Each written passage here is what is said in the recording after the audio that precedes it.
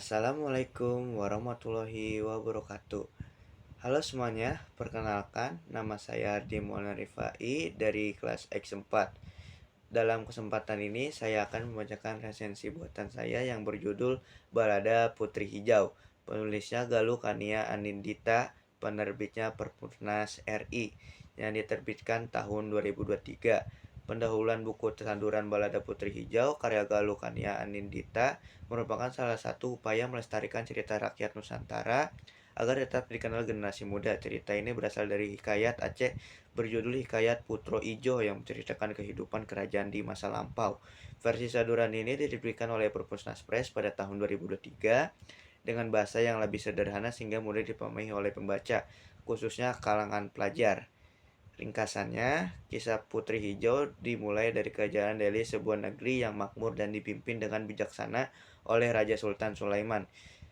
Setelah raja wafat, putri keduanya yang dikenal dengan nama Putri Hijau semakin menjadi pusat perhatian karena kecantikannya luar biasanya. Kecantikan itu akhirnya sampai ke telinga Raja Aceh Darussalam. Sang raja yang terpikat oleh kecermangan cahaya Putri Hijau kemudian melamarnya, namun lamaran itu ditolak karena Putri Hijau masih berduka atas meninggalnya sang ayah. Penolakan tersebut membuat Raja Aceh murka hingga harga dirinya sebagai penguasa besar dianggap sudah direndahkan, sehingga ia memutuskan untuk menyerang negeri Delhi.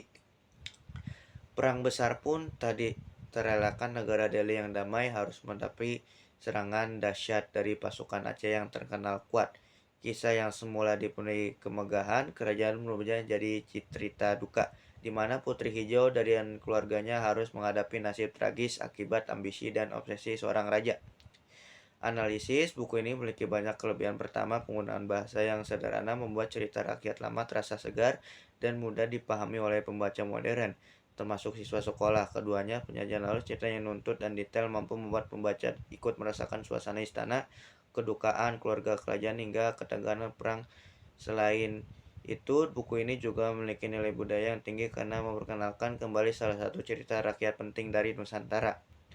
Evaluasi Babat Balada Putri Hijau karya Galuh Kania Anindita merupakan saduran yang mampu menghidupkan kembali kisah klasik Nusantara dengan bahasa yang sederhana dan mudah dipahami.